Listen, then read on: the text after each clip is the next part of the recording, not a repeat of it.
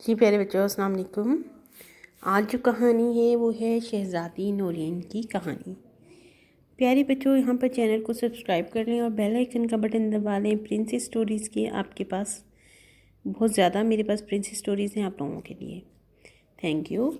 بہت پرانے زمانے کا ذکر ہے کہ کسی ملک پر ایک بادشاہ حکومت کرتا تھا۔ اس کی ایک بیٹی بھی تھی جس کا نام شہزادی نورین تھا۔ شہزادی نورین بےحد حسین اور خوبصورت تھی۔ وہ 16-17 سال کی ہو گئی تھی۔ بادشاہ کسی اچھے سے شہزادے کی تلاش میں تھا تاکہ شہزادی نورین کی اس سے شادی کر کے اپنے فرض سے فارغ ہو جائے۔ اس بادشاہ کا ایک وزیر بھی تھا جو بےحد لالچی اور خود غرض اور مکار تھا۔ شہزادی نورین کی خوبصورتی نے اسے بھی متاثر کیا۔ وہ چاہتا تھا کہ بادشاہ اس سے اپنی بیٹی کی شادی کر دے تاکہ اسے شہزادی کے ساتھ ساتھ تخت و تاج بھی مل جائے۔ اس کی کافی عمر ہو گئی تھی مگر اس نے ابھی تک شادی نہیں کی تھی۔ اس نے ابھی تک کسی سے بھی اس بات کا ذکر بھی نہیں کیا تھا کہ وہ شہزادی نورین سے شادی کرنا چاہتا ہے۔ ایک روز جب خوب تیز بارش ہو رہی تھی تو وزیر نے سوچا کہ وہ بارش تھم جائے تو وہ بادشاہ سے ملنے کے لیے اس کے محل میں جائے گا اور اس سے درخواست کرے گا کہ وہ اپنی شہزادی کے ساتھ اس کی شادی کر دے۔ شام کو بارش رک گئی۔ وزیر خوب بن ٹھن کر اپنے مکان سے نکلا اور بادشاہ کے محل کی طرف چل دیا۔ بادشاہ اپنے کمرے کی کھڑکی میں سے باغ کا نظارہ کر رہا تھا۔ بارش نے تمام پودوں کو نیا نکھار اور حسن بخشا تھا اور وہ بے حد دل فریب منظر پیش کر رہے تھے۔ جب وزیر بادشاہ کے کمرے میں داخل ہوا تو اسے دیکھ کر بادشاہ خوش ہو گیا اور اس سے بولا، آؤ بیٹھو، ہم تمہیں بھی یاد کر رہے تھے۔ وزیر اس کا خوشگوار موڈ دیکھ کر دل ہی دل میں خوش ہونے لگا اور اسے امید ہو چلی کہ بادشاہ چونکہ اس سے بہت خوش ہے اس لیے وہ اپنی شہزادی نورین کی شادی اس سے کرنے پر آمادہ ہو جائے گا۔ وہ ایک مخمل کی آرام دہ کرسی پر بڑے ادب سے سر جھکا کر بیٹھ گیا۔ بادشاہ نے اس کی طرف دیکھتے ہوئے کہا، اے وزیر با تدبیر، ہماری شہزادی اب بڑی ہو گئی ہے، ہم نے اس کی شادی کرنے کا فیصلہ کر لیا ہے۔ وزیر اپنی خوشی چھپاتے ہوئے بولا، عالی جاہ، آپ نے بالکل درست فیصلہ کیا ہے۔ لڑکی ذات تو ایسے بھی ایک بوجھ ہوتی ہے، یہ بوجھ جتنی جلدی ہو سکے سر سے اتر جانا چاہیے۔ آج کل کے زمانے میں اچھے لڑکوں کی کتنی کمی ہے آپ اچھی طرح جانتے ہیں، مگر میں آپ کو یقین دلاتا ہوں کہ بادشاہ نے وزیر کی بات پوری طرح بھی نہ سنی اور اس کا شانہ تھپ تھپا کر بولا، شاید تم یہ کہنا چاہتے ہو کہ تم شہزادی کے لیے کوئی اچھا سا شہزادہ تلاش کرو گے۔ ہم تمہاری وفاداری سے بہت خوش ہوئے ہیں۔ اس خوشی میں یہ ہار اور 3 دن کے چھوٹے انعام میں دیتے ہیں۔ یہ کہہ کر بادشاہ نے اپنے گلے سے سچے موتیوں کا ہار اتار کر وزیر کو دیا اور پھر بولا، ہم نے خود بھی شہزادی کے لیے ایک رشتہ ڈھونڈ لیا ہے اور وہ ہمارے شمالی ملک کے بادشاہ کا بیٹا ہے۔ وہ آج کل یہاں آیا ہوا ہے، وہ ہمارا مہمان ہے۔ شہزادہ اور شہزادی ایک دوسرے سے بہت جلد گھل مل گئے ہیں۔ ہم بہت جلد دونوں کی شادی کر دیں گے۔ وہ دیکھو دونوں باغ میں ٹہل بھی رہے ہیں۔ وزیر کے تمام سپنے ٹوٹ کر رہ گئے۔ بادشاہ کی بات سن کر اس کا دل زور زور سے دھڑکنے لگا اور چہرے پر پسینہ بھی پھوٹ پڑا۔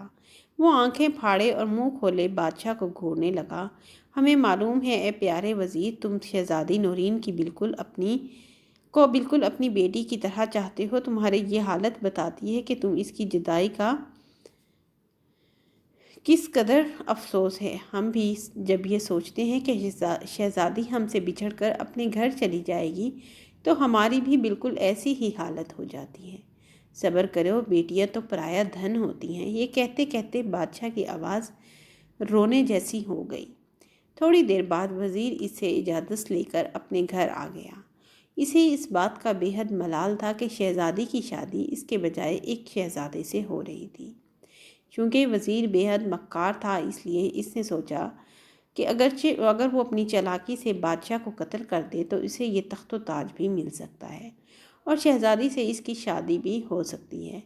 وزیر کو ساری رات نیند نہیں آئی۔ وہ بادشاہ کو قتل کرنے کے مختلف طریقوں پر غور کرتا رہا آخر اس کے ذہن میں ایک ترکیب آ ہی گئی۔ اس نے سوچا کہ وہ بادشاہ کے باورچی کو اپنے ساتھ ملا کر بادشاہ کے کھانے میں کوئی زہریلی چیز ملا دے گا اور بادشاہ کے مرتے ہی وہ عارضی طور پر تخت و تاج سنبھال لے گا۔ اس کے بعد جب پوری طرح ملک کی باغ ڈور سنبھال لے گا تو شہزادی نورین سے شادی کرنا کوئی مشکل کام نہ ہوگا۔ یہ تمام باتیں سوچ کر وہ مطمئن ہو کر سو گیا۔ اگلے روز صبح محل میں بادشاہ، ملکہ، شہزادی نورین اور شہزادہ شکیل ناشتے کے لیے بیٹھے ہوئے تھے۔ بادشاہ کے چہرے پر فکر مندی اور پریشانی کے آثار تھے۔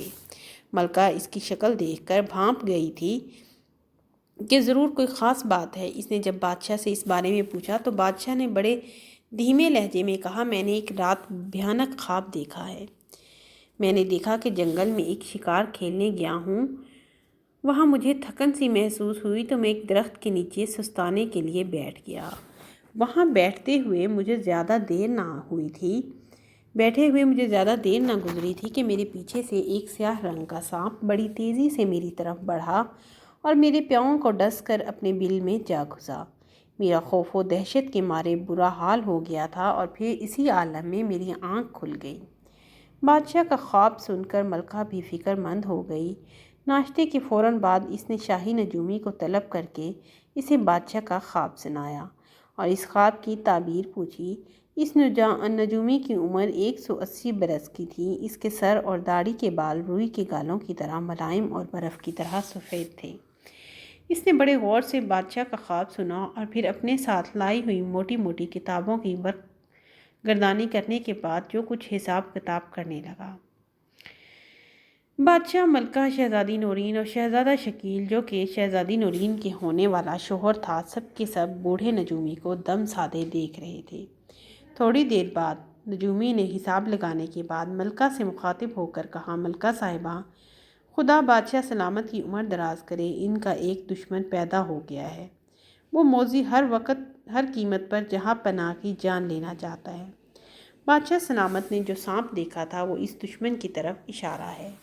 میں اپنے علم سے صرف اتنا ہی پتہ چلا سکا ہوں، اس دشمن کا نام نہیں بتا سکتا۔ پھر بھی میں اتنا ضرور کہوں گا کہ اگر اس دشمن کو نہ پکڑا گیا تو وہ اپنی چالاکی اور مکاری سے عالی مرتبہ بادشاہ سلامت کو ضرور نقصان پہنچائے گا۔ نجومی کی بات سن کر ملکہ کے ہوش اڑ گئے۔ بادشاہ بھی بے حد غمزدہ ہو گیا اور شہزادی کی آنکھوں سے بھی آنسو ٹپکنے لگے۔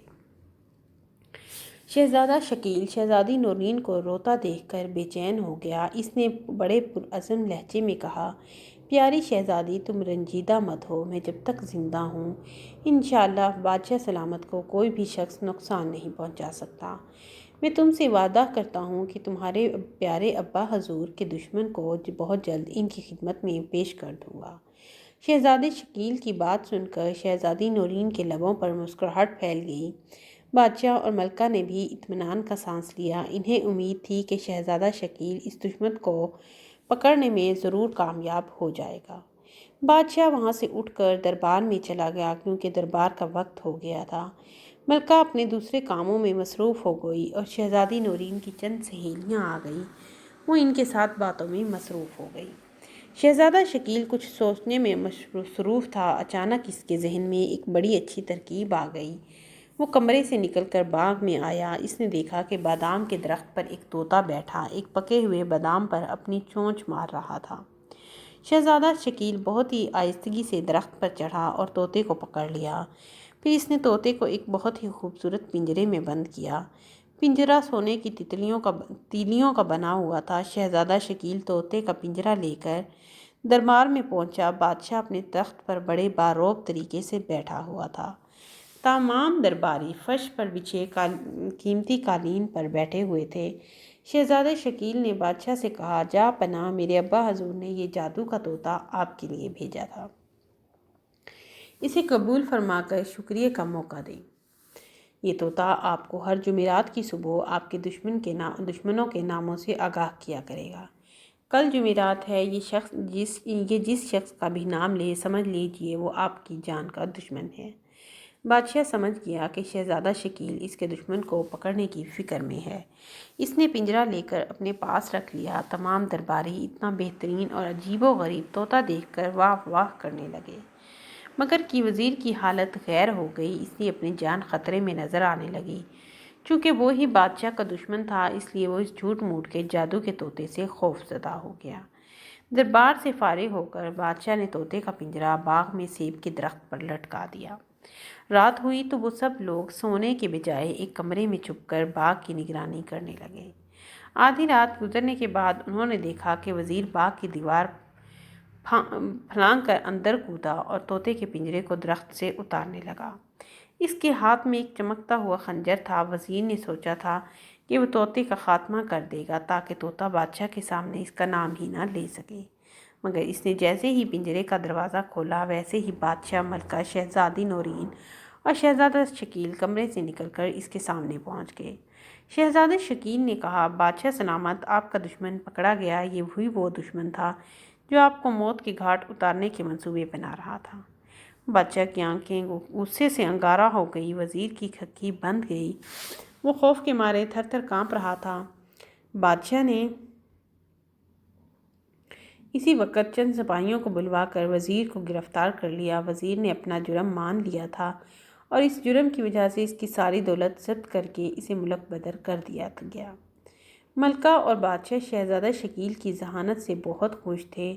چند دنوں بعد شہزادی نورین اور شہزادہ شکیل کی شادی ہو گئی اور دونوں ہنسی خوشی رہنے لگے۔ جی پیارے بچوں، چینل کو سبسکرائب کرنا بالکل نہیں بھولنا اور میری ویڈیو کو لائک بھی کرنا۔